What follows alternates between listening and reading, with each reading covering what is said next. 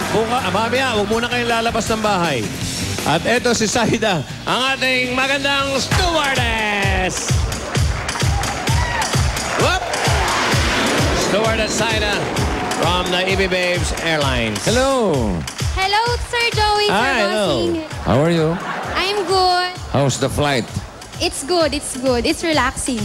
Very relaxing. Relaxing. Huh? Okay. So what's on the menu for today? Since you have surprise, your surprise in EB classroom is non-stop.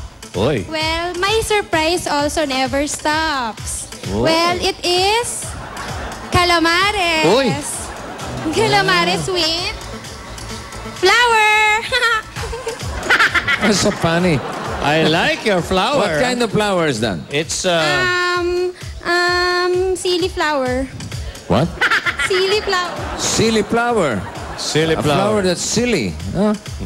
Oh, nice. the bell pepper. Oh. Huh?